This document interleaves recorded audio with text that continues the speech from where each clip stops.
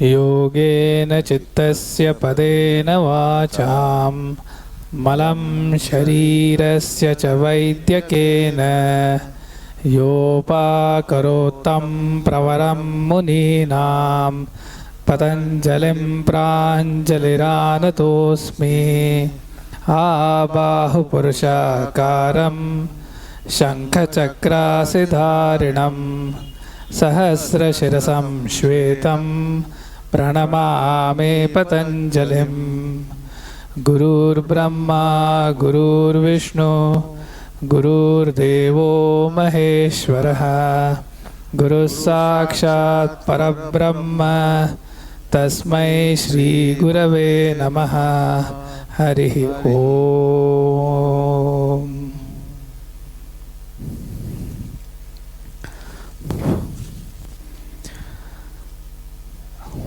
So we are on the topic of Ishvara.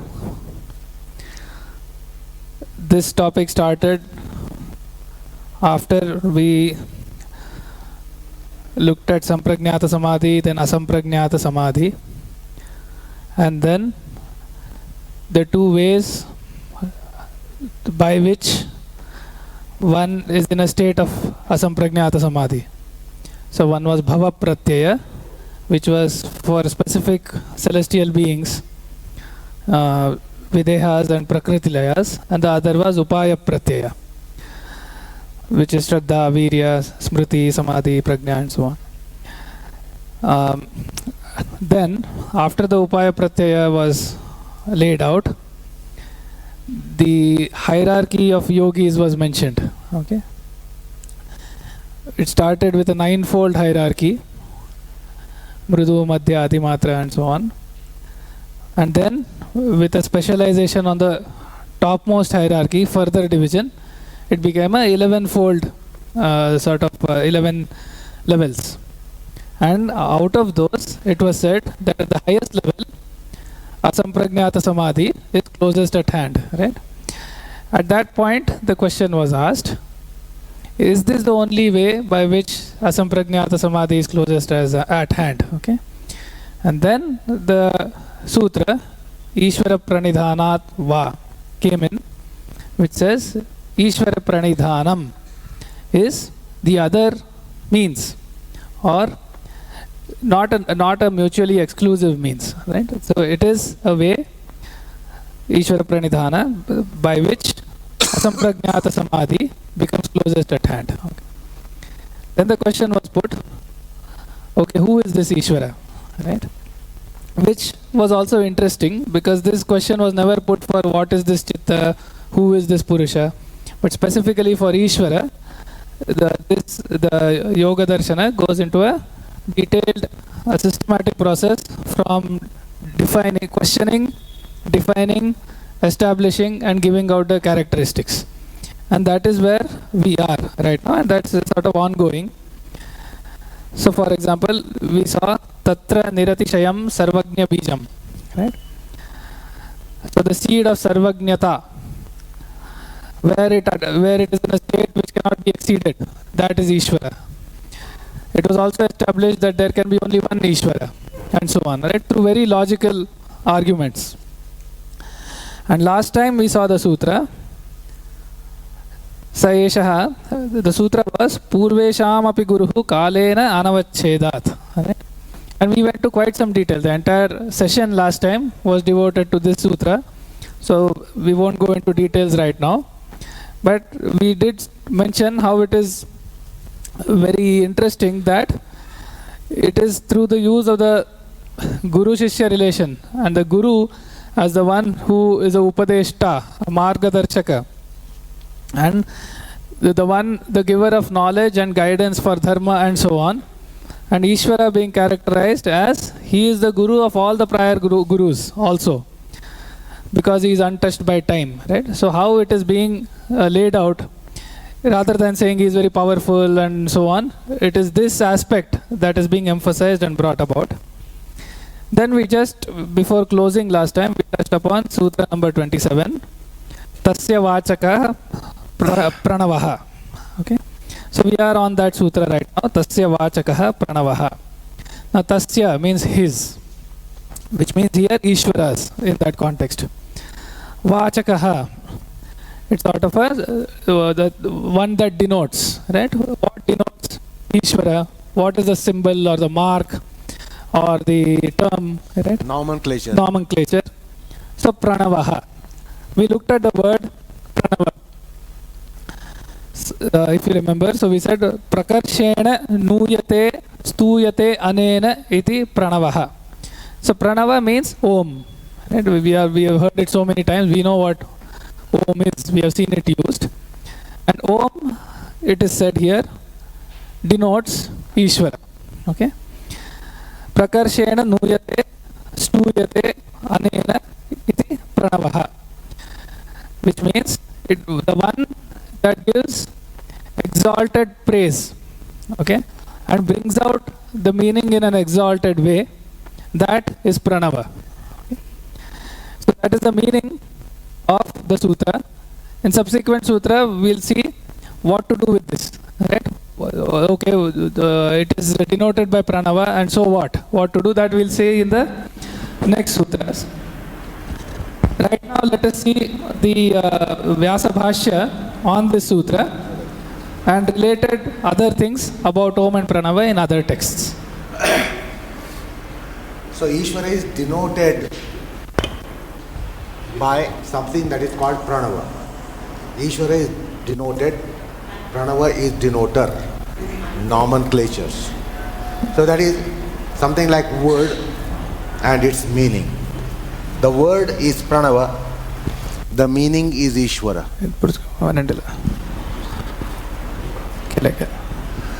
So the word is Pranava, the meaning is Ishvara. Then he just now says, Prakarshena nuyata stuyata iti. Anena iti Pranavaha. See, usually in all the various languages, the words and their meanings have relationship very, very conventional. Why this is called mic? It happens to be called mic by convention. It could have been called dike, pike, psych. It's just convention. Why you are given a name, why I am given a name, why we give name to our children. It's just convention that we give a name. So the words and their meanings, they have conventional relationship of the nature of convention.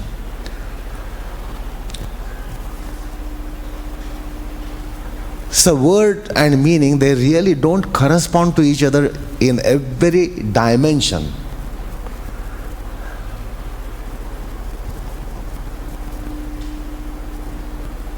Like if I put a question between the word Himalayas and the meaning, the mountain Himalayas, what is the correspondence?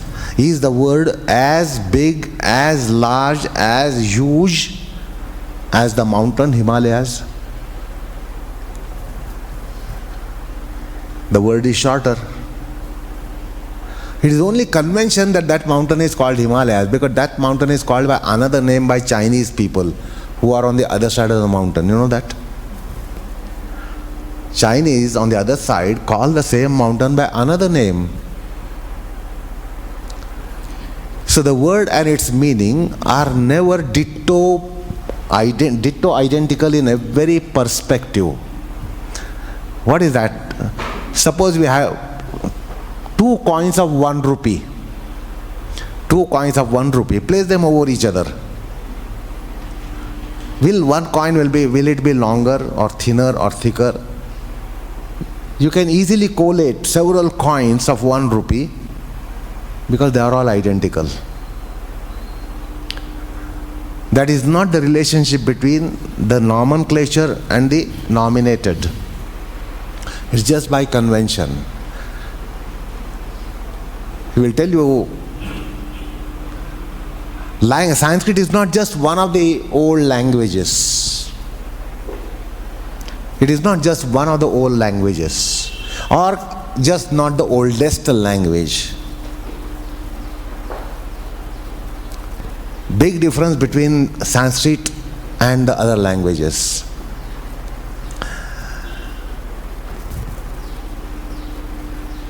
Why a particular thing is given particular name is not a convention.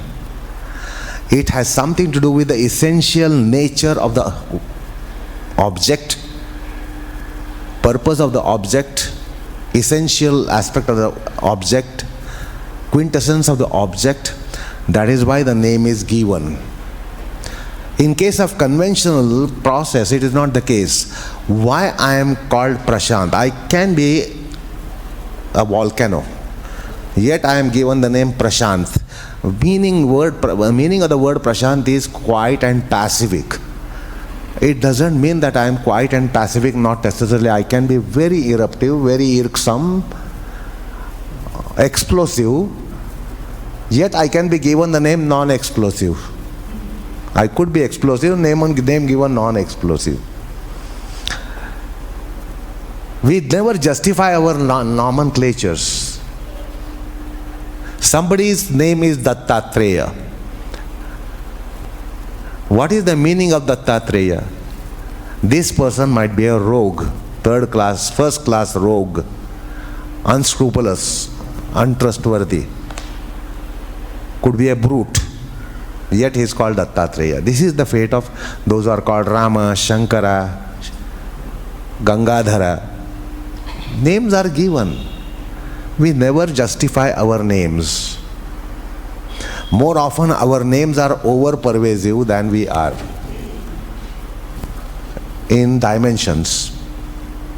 In all dimensions, various dimensions, purport dimension particularly. In Sanskrit language, objects came first, and by the characteristics of the objects, they were given the names.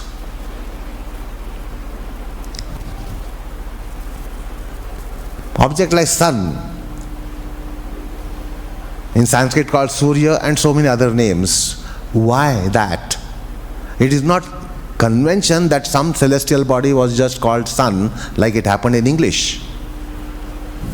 S-U-N doesn't have meaning. Meaning is the celestial body, that's all. Convention. But in Sanskrit, that's not the case. The object is characterized. Whatever is the essential nature of the object, from that the nomenclature is given. Shabda comes later, Artha comes first. Meaning comes first, word comes later. That's how is language, Sanskrit language, by structure and by origin, which is a unique feature of Sanskrit language than any other languages, even the old languages, ancient languages. Now here Ishvara is said to be Pranava. So it's almost like Ishvara is 1 rupee coin, Pranava is another 1 rupee coin. Keep it over it, it will be exactly ditto, identical in dimensions. The entire essence of Ishvara is arrested, encapsulated in the word Pranava. It is not just called Pranava. Ishvara is not just called Pranava. Just as I am just called Prashant, he is just called Srinath, someone is just called Shankar, Ram, John, Williams, just called by name. That is not the case here. Entire essence of Ishvara will be found equally in Pranava. Pranava has a meaning. The meaning of Pranava is nothing but essence of Ishvara. All dimensions of Ishvara. No dimensions of Ishvara is not pervaded by the nomenclature given to that which is Pranava. Om. Pranava is Om. Om is complete description of Ishvara. My name Prashant is not complete description of Prashant, because he will ask for description of Prashant. Somebody says this is Prashant, they want to know the description of Prashant. Somebody says this is Srinith, you want to know the description of Srinith. Srinith doesn't inherently have the whole description of his name. Prashant doesn't have complete description of what Prashant is. You will have to extrapolate, infer or acquire information about what Prashant is. That is not the case of Pranava, Om and Ishvara, the nomenclature, the denoter and denoted. So don't just take it that this is another kind of denoter-denoted relationship which we have everywhere. This is mat, that is brick, this is chair, this is column, that is wall, this is ceiling, this is fan, that is light. That's not the case. So it is that's why it is a perfect nomenclature. Why divinity did not opt for another name? There are 1,000 names to divinity. Ishwar has 1,001 names, million names, billion names, trillion names, countless names. Why one was opted for? Was it a favorism? No. That's a complete description. The very Pranava has the meaning which he gave you, a etymological root of it. That is why it is Pranava. And that's a best description, complete description. No under-pervasiveness, no over-pervasiveness between the nomenclature and the nominated. That's the relationship between Ishvara and Pranava.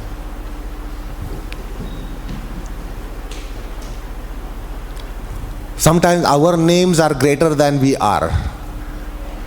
More often that is the case. Sometimes the names are greater than their nomenclatures. The objects are great, the nominated is greater than the nomenclature. Or nomenclature is greater than the nominated. There is not necessarily an equation. The Prashant word doesn't equal to Prashant as an object, as a person. I will either justify it, or I will under justify it, or I can over justify my name.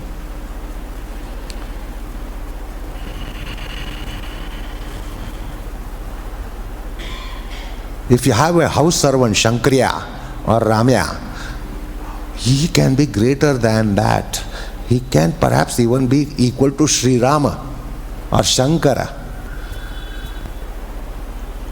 But object for you as Shankarya as a house servant, or Ramya as a house servant, you will not be finding equation between the name and the named. Here that's not the case. That is why Patanjali mentions that Tasya Vachaka Pranavaha. Vachya Vachaka Sambandha. This is a wonderful concept in Sanskrit. Worth deliberating on it. Vachya Vachaka Sambandham. It is not Sanketika, which Vyasa will open out in his commentary.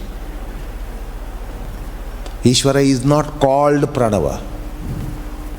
Like I am called Prashant, he is called Srinith, someone is called John, someone is called William. He is not called Ishvara, Pranava. He is Pranava. He is not called Pranava. This is not the name of it. There is a Vachya Vachaka Sambandham, on which he will tell you much more about it. But this is the unique thing of Sanskrit language. Why a substance in English is called water? Can you give logic, reasoning behind it? No, you will say it is convention that is called water, because different languages are calling that same substance by different names. So there is no science behind giving name to an object. There is no scientific process to give name to an object. Why something is oxygen, why something is hydrogen, why something is steel, why something is wood, why something is water. Nothing like that. No science. That's not the case in Sanskrit. So perhaps we will tell you a little bit about it. Yeah, so let's go with the Vyasa Bhashya first, and then touch upon the Shabdartha Sambandha, the Vachya Vachika Sambandha, and so on. So Vyasa begins his commentary by saying, Vachya Ishvaraha Pranavasya. Okay, just like Ishvarasya Vachakaha Pranavaha, so Pranava is the Vachaka. The converse relation is Vachya Ishvaraha Pranavasya. Okay, so the Pranava is the denotee, Vachya is Ishvara. Denotee of the Pranava is Ishvara. The denoter of the Ishvara is Pranava. Now, the question is put that says, Kim Asya Sanketa Kritam Vachya Vachakatvam Atha Pradeepa Prakashavat Avasthitam iti. Okay. So this relation, the Vachya Vachaka relation between Pranava and the Ishvara, is it Sanketa Kritam? So is it by somebody declaring it? Is it by convention? Is it by fiat? Or is it similar to Pradeepa Prakasha, the lamp and the light? Okay. The lamp and the light, the relation is not through convention or somebody declaring it to be so. There is an inherent relation between the lamp and it's giving out light. So that is Pradeepa Prakashavat, similar to the lamp and the light. So that is the question. What kind of relation is this? Then comes the answer. It says, Sthito asya vachyasya vachakena saha sambandha. The relation of the Vachya, which is Ishvara, with the Vachaka, which is Om, is Sthitaha, is established, forever established. Okay? It is forever exists. So the answer is directly provided, and now we'll see the further elaboration. Sanketaha tu Ishvarasya Sthitam eva artham abhinayati. Okay? So this denotation of the Ishvara through Om, okay, it only brings about something that already exists, already established. Okay? Just like the lamp and the light, the relation already exists. Somebody giving a name for that relation is just bringing it out, right? So here there is another example. Yatha avasthitaha pita putrayoho sambandha. So the similar to how the relation between a father and a son is a relation that exists independent of whether you call it as such or not. That is an existing relation. It is a sthitaha avasthitaha. Sanketena avadyotyate. So by calling it out, by saying he is the father or he is the son, but it is just the relation is being brought about, but the relation already exists. Okay. Similarly, the one between Om and the Ishvara is an existing, forever existing Nitya relation, which by when you say it, it is only, it is not being attached as a label by somebody, but something that exists is simply being brought about. How? Ayam asya pita, ayam asya putra iti. Okay, he is his father, he is his son. When you say that, is the volume too high? Or? Okay. So when you say that is he is his father, he is his son, an existing relation is simply brought about by saying it. Okay. Similarly, Vyasa says is the relation between Om and Ishvara. Now there would be more doubts and questions which Vyasa directly answers. He is saying Sargantareshu api, which means in subsequent cycles of creation also. Okay. Now we have seen this in the past. In this tradition, this creation comes about and there is pralaya and so on. Previous and subsequent, both. Sargantareshu. Sargantareshu means previous as well as following. In all cycles, it is an eternal relationship. Hereafter also it will be the same nomenclature. Here before it was the same nomenclature. Sargantareshu means either prospective or retrospective. In all sargas, he is Pranava. See, in this life I am called Prashant. It doesn't mean in the next life I will be Prashant. I will be Prashant, but I won't be called Prashant. I was Prashant last life, but I was not necessarily called Prashant. Okay? That's not the case here. In all creations, this relationship between Vachya Vachaka is not changing, going to change at all, or never changed.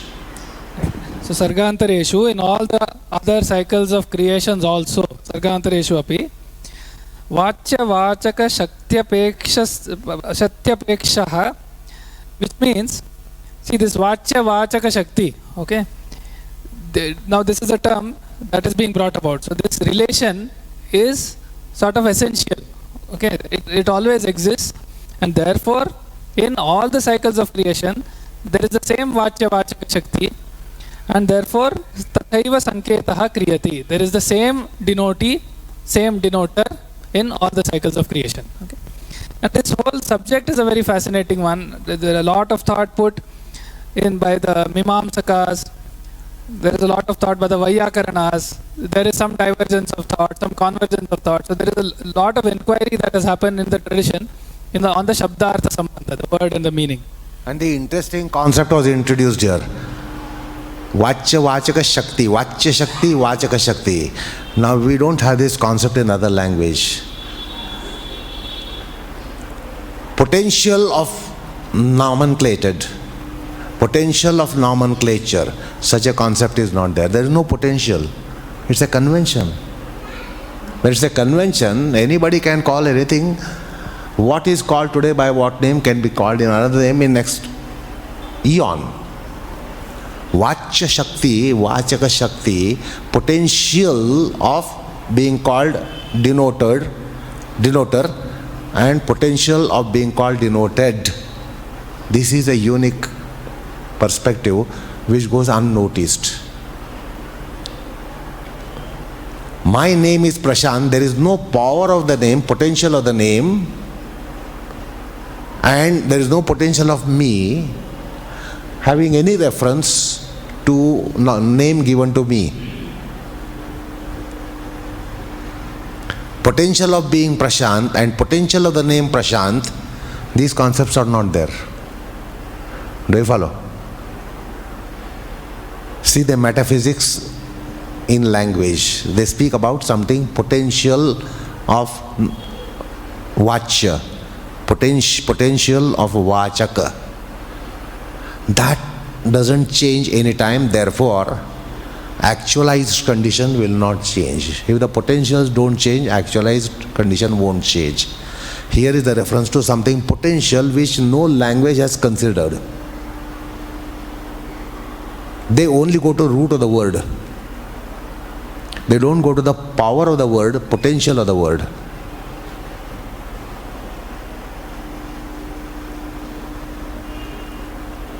Although word has a lot of potentials, because even the whole creation, infinite creation, took place with one big bang. One big bang. That means the bang had potentials to unfold entire boundless universe. Power, Shabda has a power and potential. This concept is unknown for other languages. In our language, the language is backed by philosophy. Here is the clue to that. He speaks about potential of the denoter, potential of denoted. Parents don't bother about the potential of a child to be given name, because the parents will not identify potential of the child. They just give the name that they like, that my child should be called by this name. The mother doesn't go for investigation. What's the potential of my child? Therefore, what the name should I give? Is that right? Clear? That's not the case here. Name has a power. The named has a power, potential. Potentials are being considered here. Mark that. So we just saw the Vachya Vachaka Shakti. So the last line of the commentary says, Sampratipatti Nityataya Nityaha Shabdartha Sambandhaha Iti Agaminaha Pratijanate. So what this says is, Agaminaha, the one who know the Agamas, okay, they know that the Shabdartha Sambandhaha, the relation between the word or the language and the meaning is Nitya, is eternal. Why or how? Sampratipatti Nityataya. So Sampratipattehe Nityata, the eternality of something called Sampratipatti.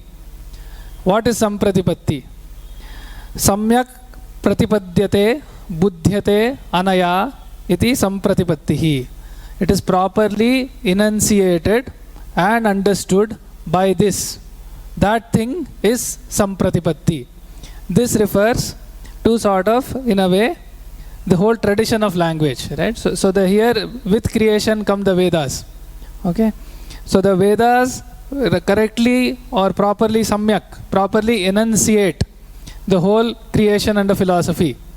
This tradition goes on through the Agama and so on, right? From Guru to Shishya.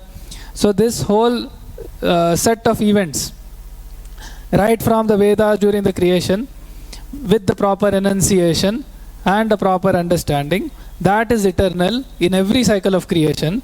So through that Sampratipatti Nityataya, Shabdartha Sambandhaha, the relation between the language and meaning is eternal, and that has been understood through the Agama Pramana. Okay, specifically I said Agaminaha Pratijanate. So this is not through reasoning. Okay, this is not necessarily through reasoning. So there is a lot of reasoning about this whole topic in the ancient texts, and which there are arguments and counter arguments and so on.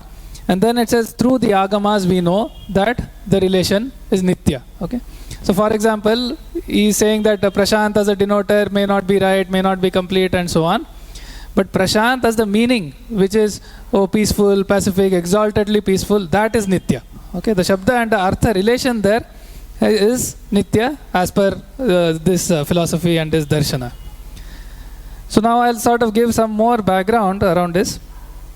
So for example, Vakyapadiya discusses this to some extent. Okay, and there is a couple of lines there that says Nityaha Shabdartha Sambandhaha Tatram Nata Maharshibhihi Sutranam Sanutantranam Bhashyanam Cha Pranetrubihi. Okay, so it says the Shabdartha Sambandha is Nitya.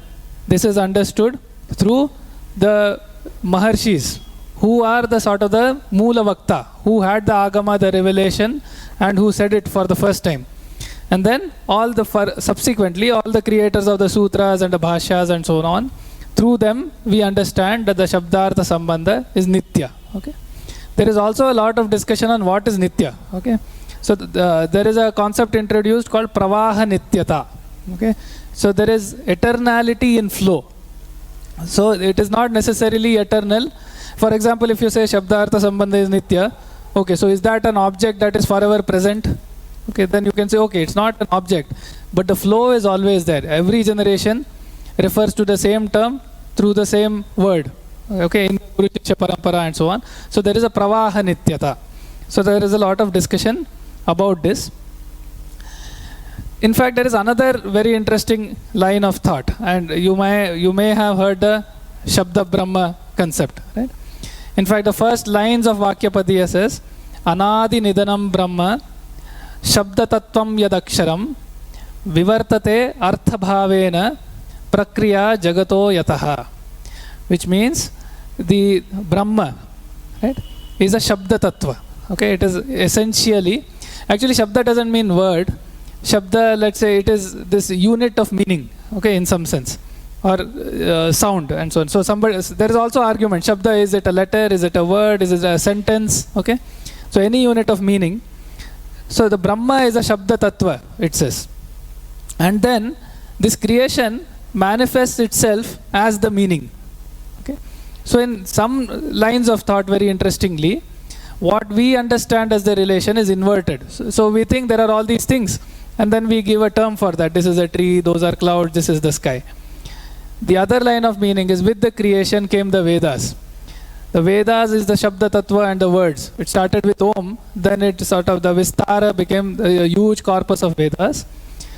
From now that there are all these words and the denoters, then came the Nama Rupa. So then came the names and forms and so on, the actual creation objects to in the form of the meaning of the pre-existing words. Right? So instead of things being there and then being named, there is another line of thought saying the names being there and the forms then manifest to justify as the meaning relation, which is the Vachya Vachaka Shakti. Okay, so that is another line of thought that we sort of need to understand in this context. Then there are other descriptions that say, why is this relation, the word, let's say the term Om, why is it eternal? Okay, so one, it says, okay, it exists in the Vedas. Vedas came with the creation. Okay, so whatever in the Vedas is bound to be eternal because it is forever associated with the creation. Somebody else might say, okay, Vedas is written by Ishvara in some sense. Okay, it is apaurushaya, it is not written by anybody, but it is forever in relation with the Ishvara. Since that is eternal, these terms are eternal. The other line of thought that comes is, let's see how these words came about. Okay, the Vedas were recited by the Moola Vakta who had the revelation, the actual Agama. So the real essential reality was revealed to some Maharshi, right? He has understood the meaning. Now he has to communicate that meaning to his Shishyas through the means of language. What did he choose to say? He chose to say Om. He chose to say these words. Right? How did that relation come about? And therefore that is a permanent relation. All the people, all the Moola Vaktas, they chose the same term to denote the same object, and therefore in terms of the Pravaha Nityata, the relation between that denotee and denoter, that is permanent. Okay?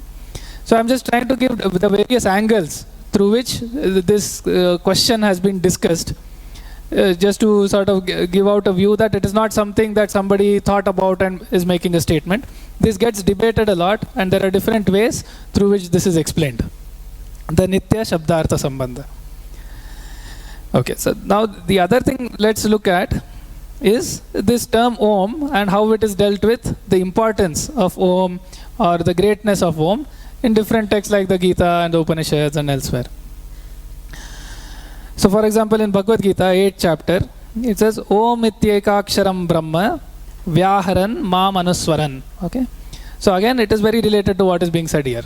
So he says Om iti ekaksharam Brahma. So Om as Brahma, Vyaharan, by saying that Ma Manuswaran, remembering me, right? Remember as in terms of Smriti. Okay, and we have seen what is Smriti. So Ma Manusmaram. And when he says me, he is referring to him as the sort of the Ishvara and overlord and so on. So by saying this Om, Ekaksharam, Brahma, you say that, and through that you are remembering me, right? That is what Gita says. Then there is lot in the Taittiriya Upanishad, and I mean there is a whole lot of things there. But for example, it says Om iti Brahma, a very direct statement. Om is Brahma. Okay, so there is a direct equivalence in the Taittiriya Upanishad. Then another thing which Guruji used to also quote quite often in the Mundaka Upanishad, there is a very nice some lines with a very sort of picturesque analogy of which we'll also see in the next sutra. Once we know that Pranava denotes Ishvara, okay, in some sense how to use it. Right?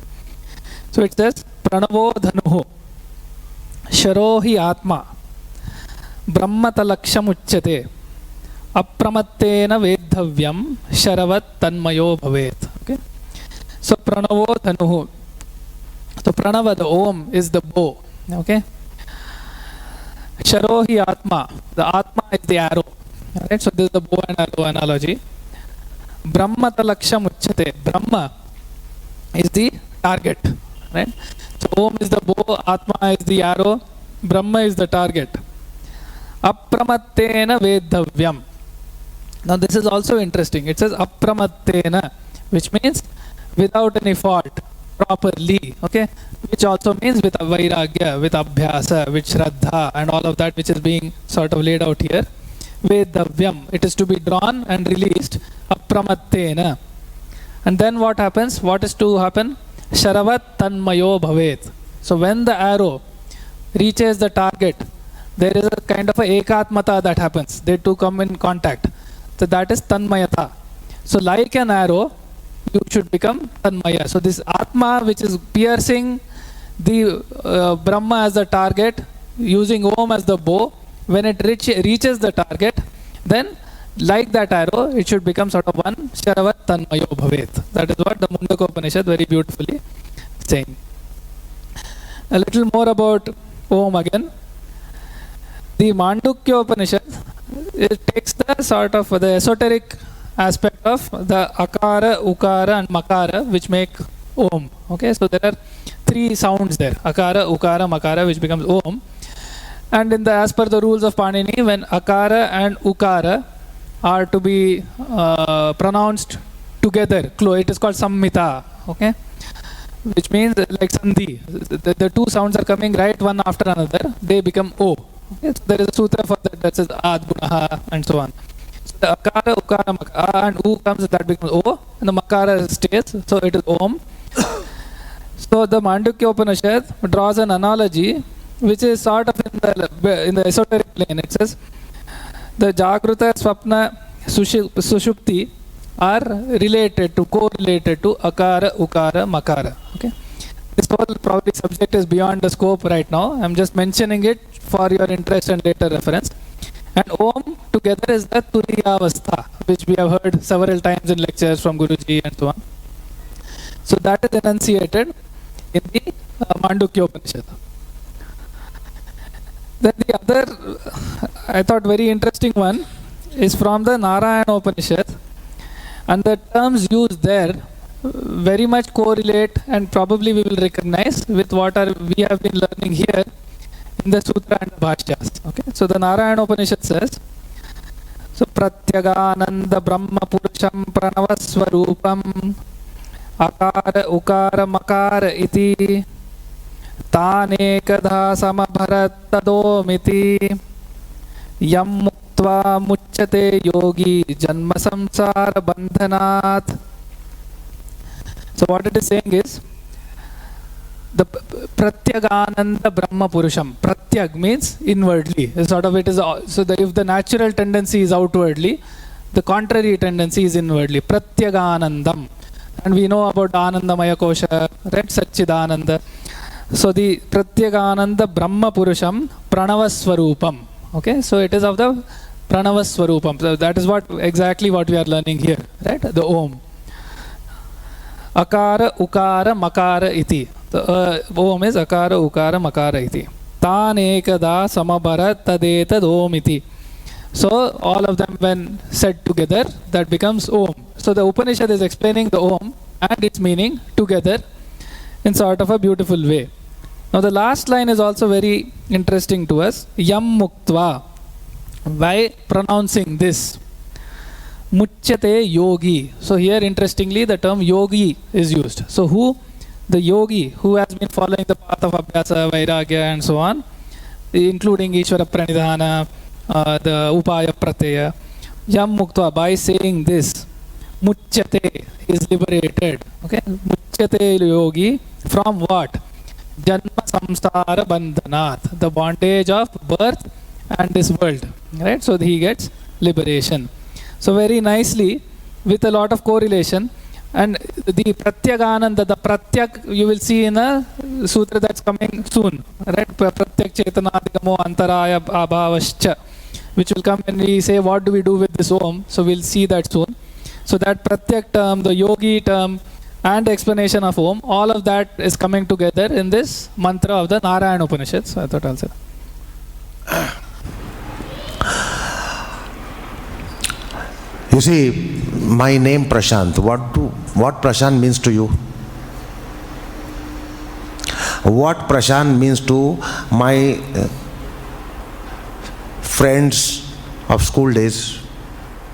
What I mean to you is not at all what I mean to them.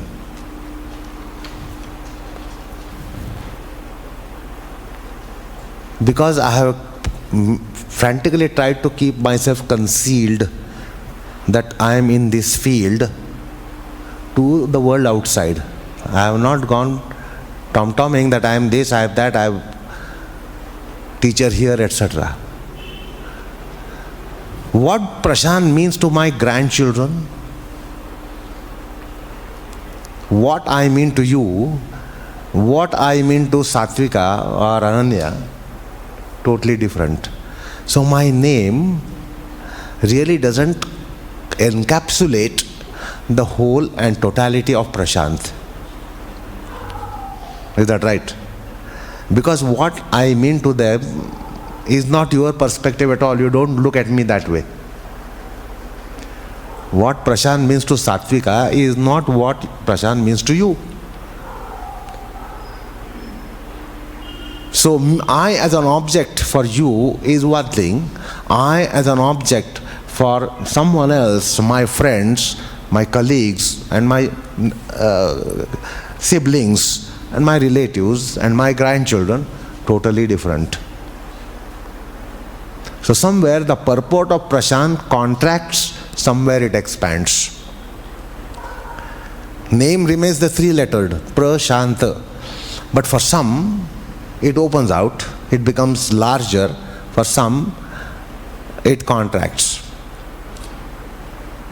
The word remains the same, but meaning contracts. I don't mean to say a person here as much as I mean to another person here. I mean a lot to someone here. I don't mean anything at all for someone here. Is that right? So meaning is contracting and expanding. The word is remaining the same. The word is remaining the same. That is not the case here. The infinite qualities of Ishvara, all his purport, all his purpose, all his potencies, potentials are totally arrested, encapsulated in his nomenclature, the Vachaka, that is Pranava. Whatever qualities, there are 1001 qualities are there. So in the topic of Ishvara, we'll have to sometimes make a list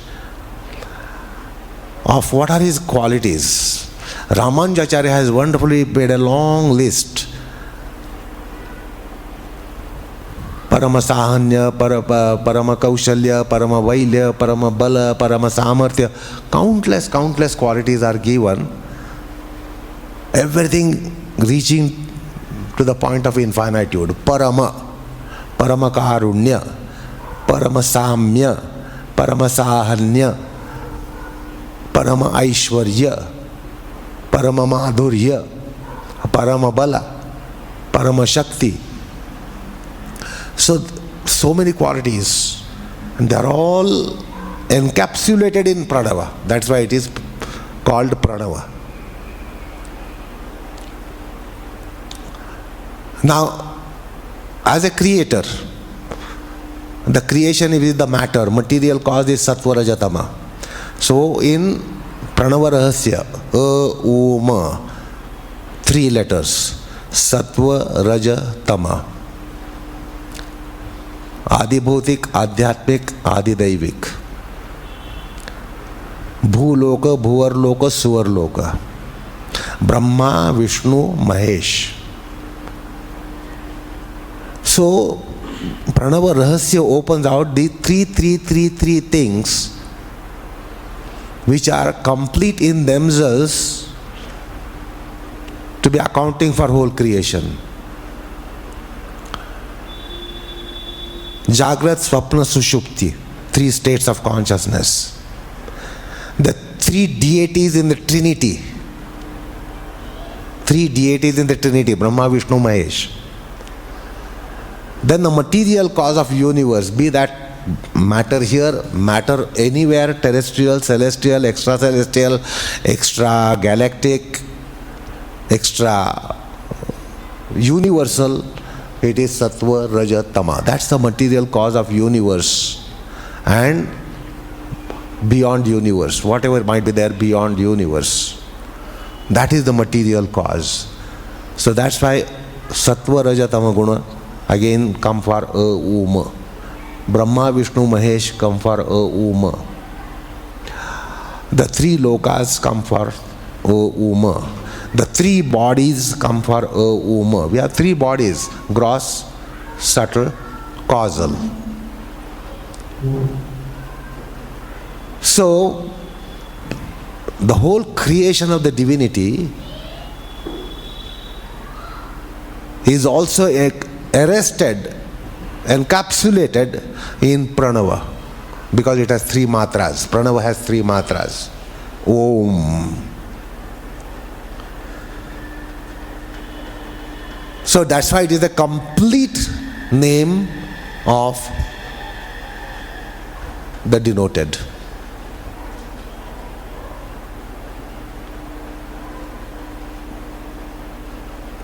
The Vachya Vachaka Sambandha, understand the whole science behind it, the whole wisdom of the lore of the acharyas, the sages. See, sometimes if you want to understand the whole creation science, cosmology, when the creator comes, he first creates, initially he has to create something called as Saptarshis. We have this concept, with every creation there are 7 sages. The 7 sages will carry entire wisdom package that has to come with creation, and they disseminate the wisdom. In every creation there are Saptarshis. So these numbers are also very significant in the whole cosmology, the whole metaphysics, whole ontology, various metaphysical sciences. The 3 is a very significant number, and Pranava has 3 matras, 3 letters. And various Upanishads open out those. So some Upanishads speak about Jagrat, Swapna, Sushupti. Some Upanishads speak about Brahma, Vishnu, Shiva, Mahesha. Some Upanishads speak about Sattva, Raja, Tama. And whatever 3 are coming are opened out in various agamas, various Upanishads, various scriptures.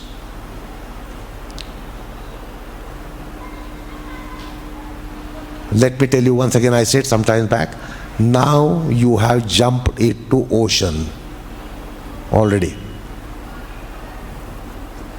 Now you'll have to face the ocean. Okay?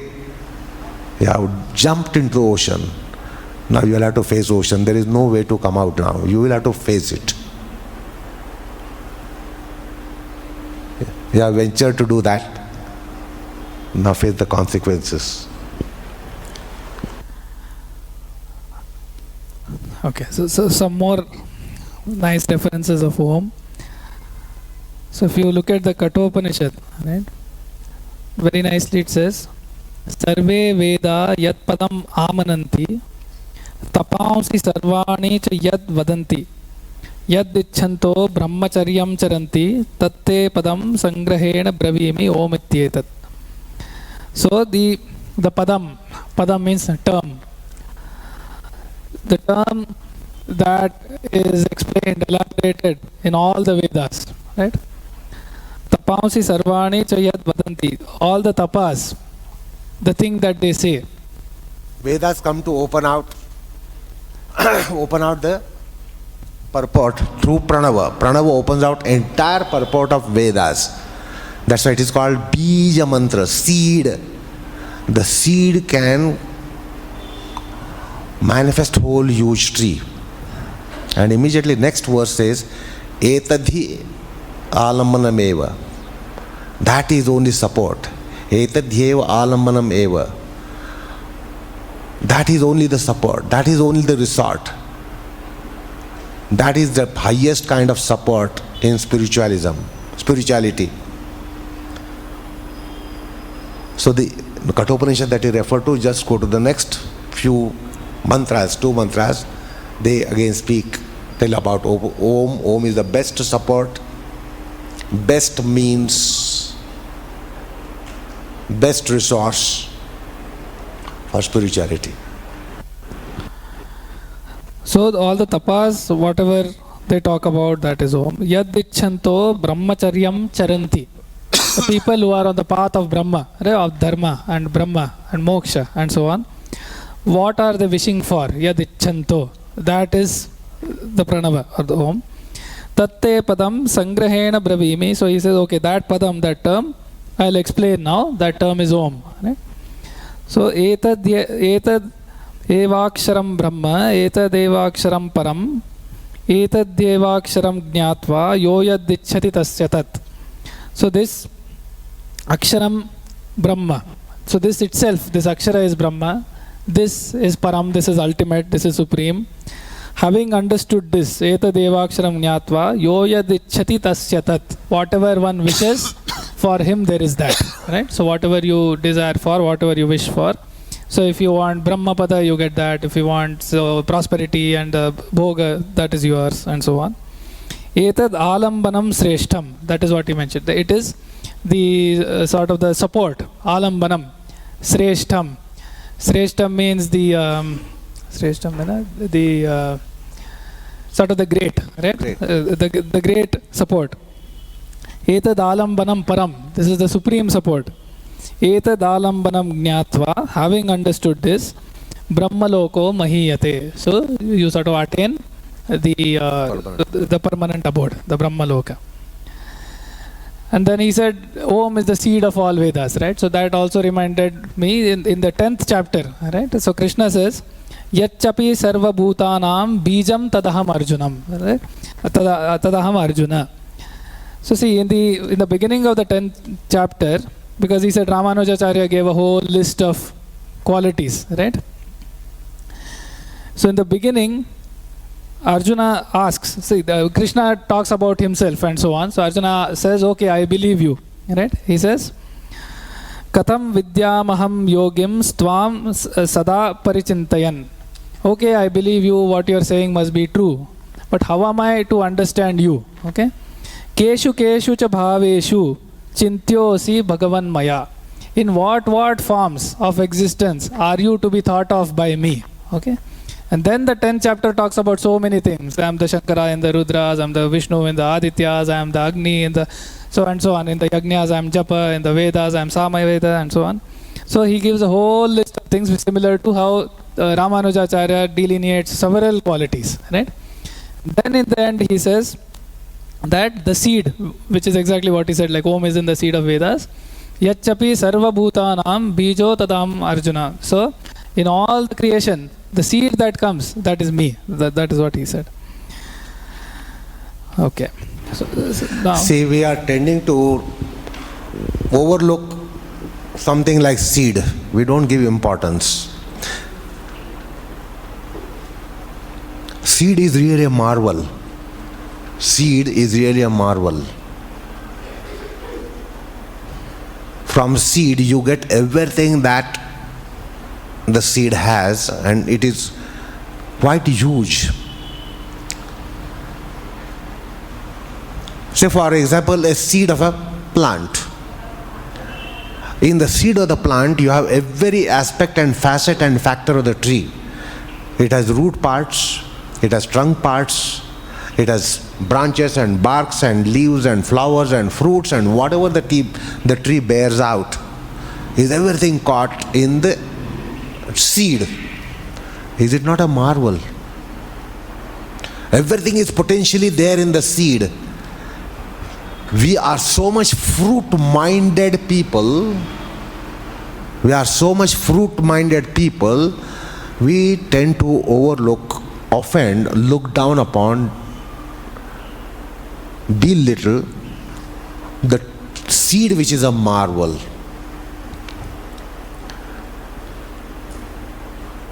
So in one of the Upanishads, the disciple is curious to know how this endless, unending universe came about. Endless, unending universe came about. So preceptor said, go, do you see what is that? He said, it's a banyan tree. Pluck one fruit from the tree. So he plucks one fruit. He says, cut the fruit. He cuts the fruit. What do you see? He says, I see seed inside. He said, break the seed. What do you see? He breaks the seed and he says there are tiny, tiny particles in the seed. He says, take one of the particles and smash it. What do you see? He smashes that particle and says, what is there? He says, there is nothing. He says, that is not nothing, that is nothingness. And from nothingness, you got such a huge banyan tree.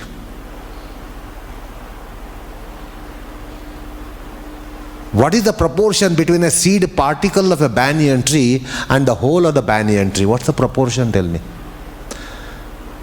So the seed particle has a potential to sprout such a huge tree. So that is how the cause of this universe is.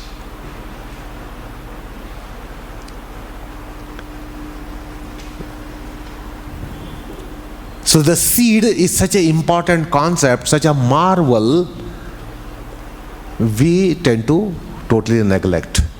And see, again, the seeds are so similar.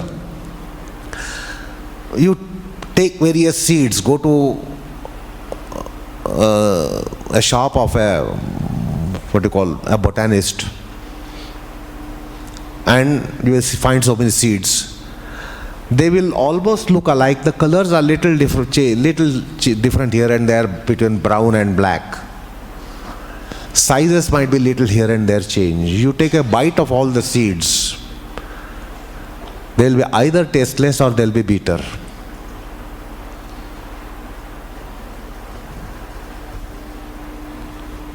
The seed is such a complex thing that even the botanists cannot identify which seed is what seed. Therefore, they always label it. They put it in a packet and label it. They will not be able to identify this is rose seed and that is a papaya seed. No, they will not be able to. They will have to put it in a packet.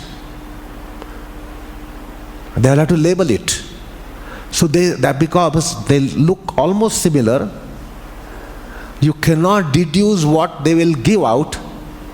From a mango seed, you can't deduce the king of all fruits, mango. The seed will not give you slightest clue that it can bear out such a marvelous fruit, bewitching fruit. A rose seed will not tell you slightest clue that it will give you such a beautiful flower. Because the flowers which are not so beautiful also have similar seed. The seed is really a great marvel. And we worldly people, practical minded people, really overlook, deprecate, look down upon, belittle the very concept of seed, the potential of the seed, and the fact that it is a great marvel. Om is a Bija mantra. And it is also called Mantra Raja, the king of all mantras, and supreme seed bij, seed mantra, Bija mantra. Because it can encapsulate whole Ishvara is contained in Bija.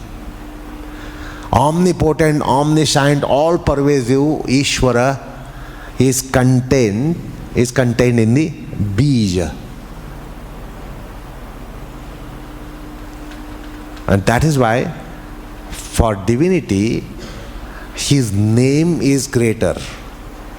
Last time I told you the example. Because he is contained in the very seed, the bija itself, in the name itself. Pranava contains whole of Ishvara. Ishvara is boundless, immeasurable, you can't measure. But the immeasurable divinity is encapsulated, is contained in measurable seed.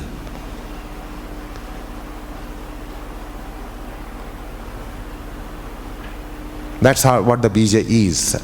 And therefore Pranava in the mysticism scores over divinity. Because the whole pervasive, all pervasive, omniscient, omnipotent is contained in one small seed, which is Om.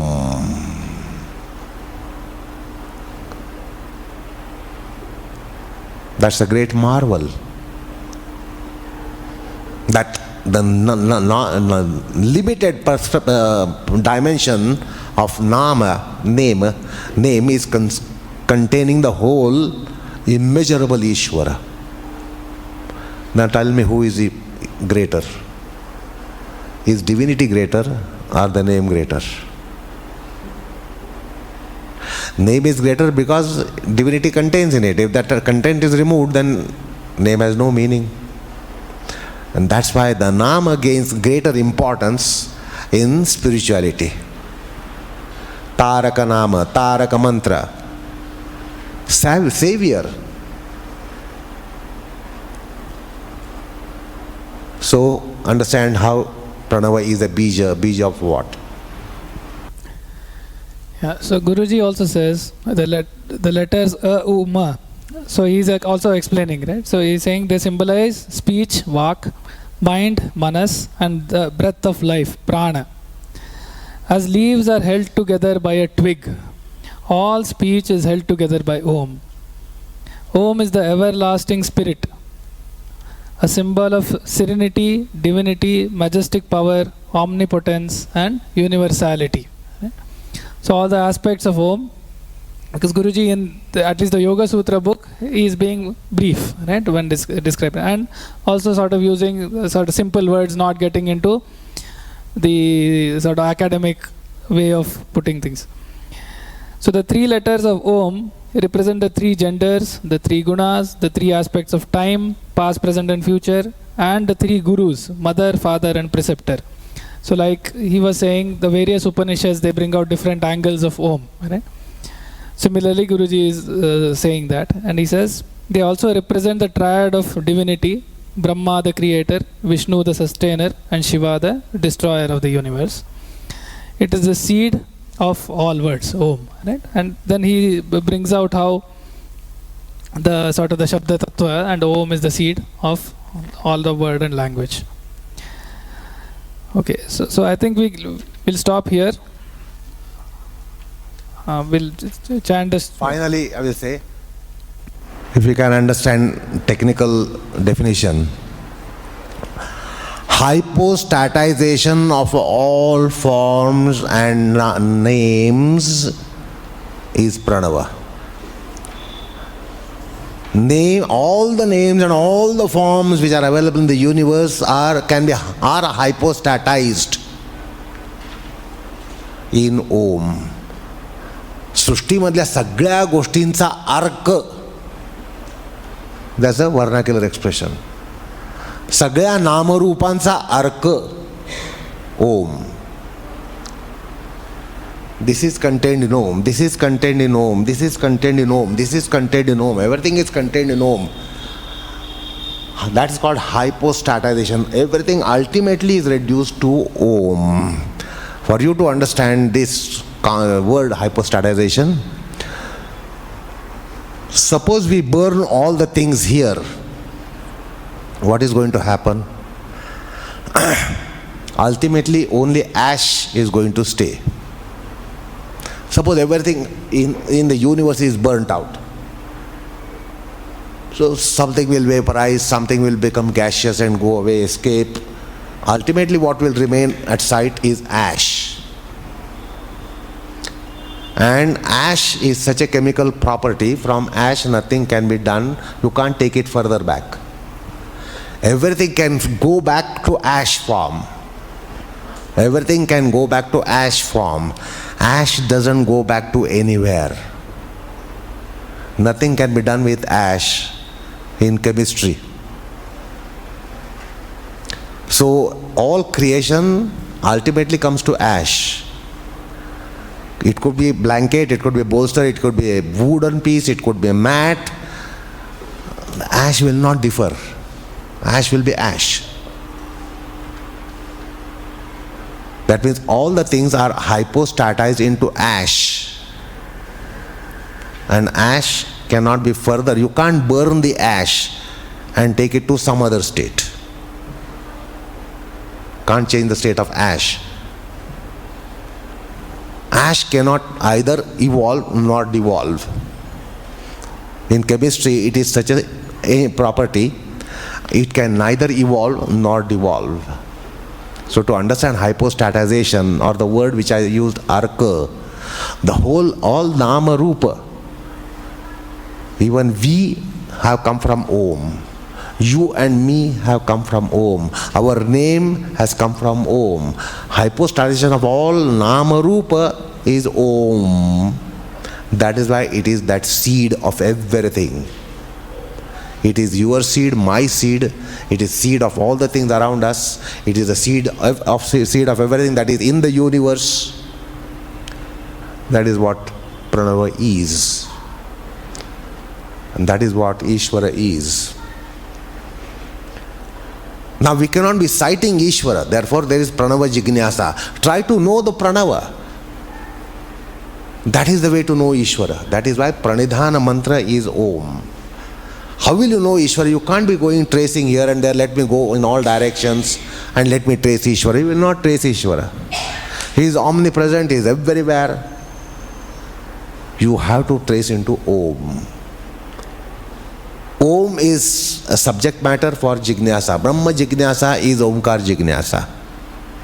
You can't go in search of Brahma principle. The way is, that's why it's the supreme support. Etadhi alambanam shreshtam. That is the parama, that is the supreme. And that's why Pranava is being mentioned here. The Pranava is going to divulge not only Ishvara, but everything that is of Ishvara as well. So somewhere Patanjali has said, Pratyagatma will be realized by Pranava. If the God is not realized, what will happen? Suppose you do prana sadhana. God is not realized. What will you realize? You will realize Pratyagatma. That is your individual soul. If that too is not realized, what will happen? Antaraya bhavasya. At least obstacles in your life will mitigate. Pranava will give you something or the other. It is such a pervasive thing. So in the first chapter, somewhere in the 30th sutra onward, that topic comes there. If you the Pranava Japa is done to get Asaprajna Samadhi, you don't get it. What will happen? You will get some earlier step. If the earlier step is not attained, what? You will get further earlier step. If that too not attained, further earlier step, you will not be, it will not be futile. Pranava sadhana is such thing that it will not go futile. You will certainly get something because it is the seed of everything. Will you find any seed that it gives every kind of plant? No. There is no seed that it will give you every kind of plant. This is the seed that gives you everything. That's why it is supreme. Okay? Thank you. So next time we'll see that a yogi who has understood this vachya vachakatvam, right, the denotee and denoter, that relation, what of him, okay, what is to be. So that's something we'll leave for next time. Okay. So we'll say the shlokas on Guruji, maybe just 5 minutes for questions if any. Vaijñānikah shikshakatve Vaijñānikah shikshakatve kalākāra āsaneshu yaha Kalākāra āsaneshu yaha Yogābhyāse ca tattvajñas Yogābhyāse ca tattvajñas tam vande sundaram gurum Tam vande sundaram gurum Yoga vruksho lokesmin Yoga vruksho lokesmin Vardhito yasya preranaya Vardhito yasya preranayaha Yogacharyaya gurave Yogacharyaya gurave Sundaraya namo namaha. Sundaraya namo namaha. Any questions?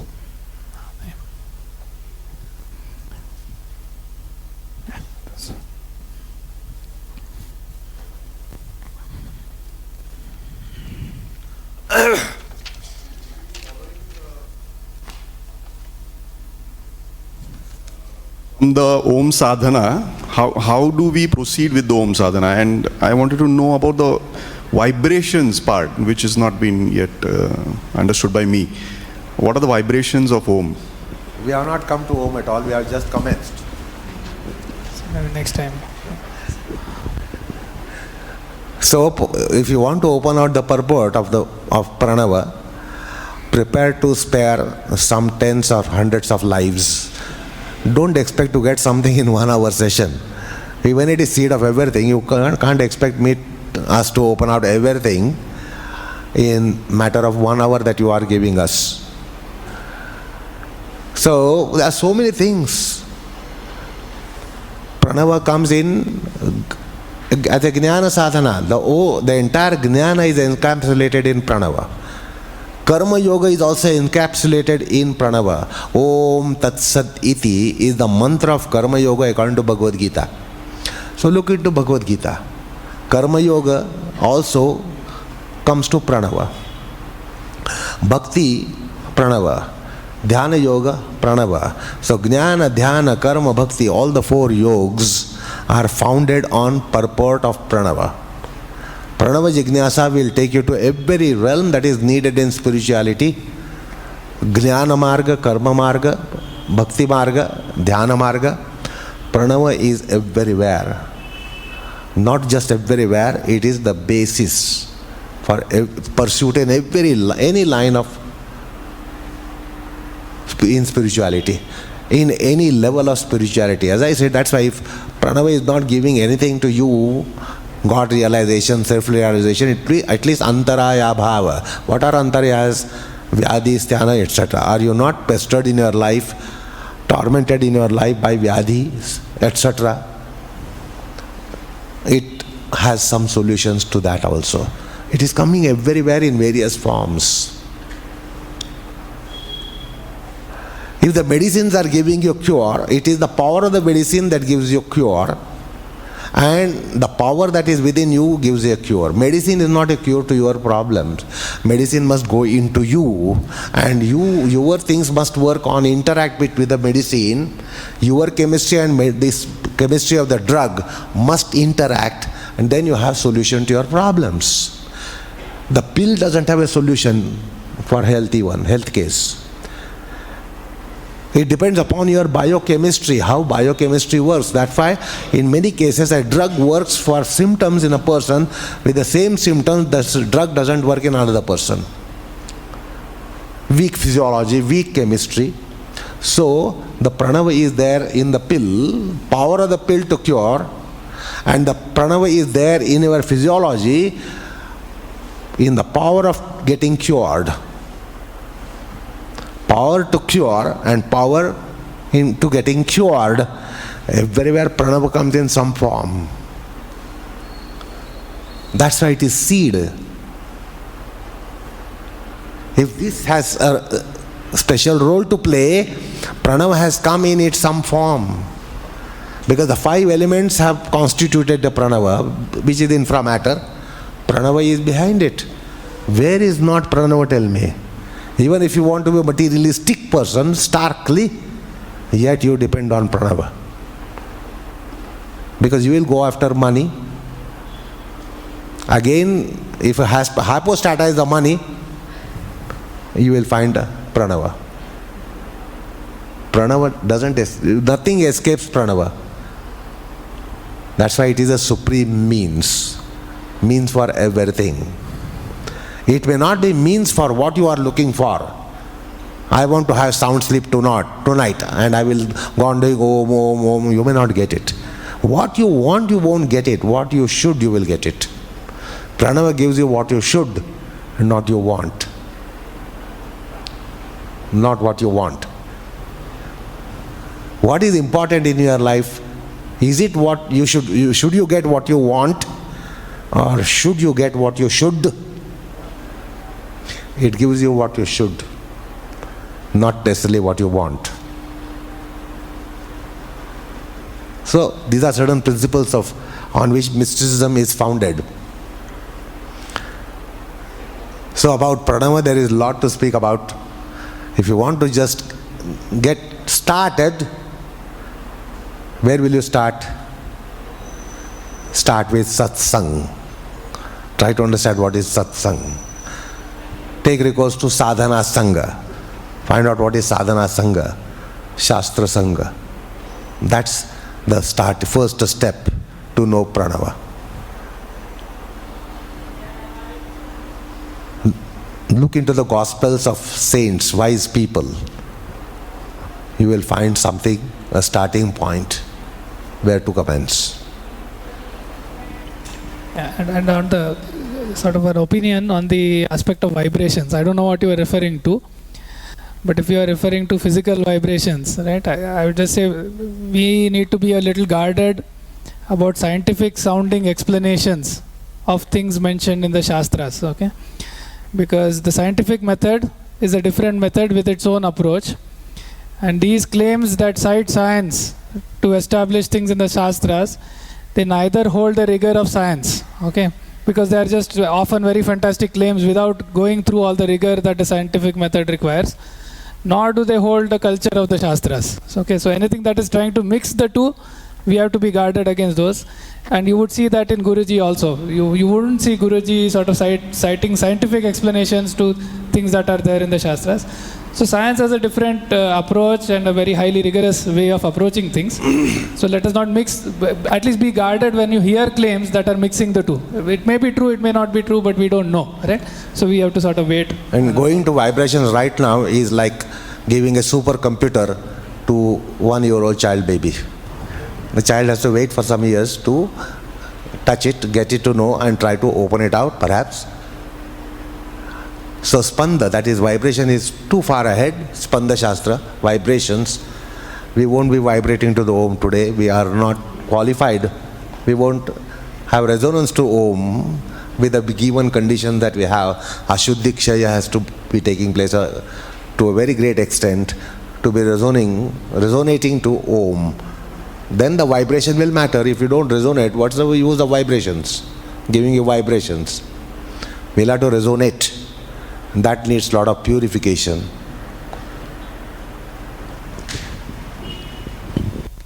All right. Thank you. Thanks.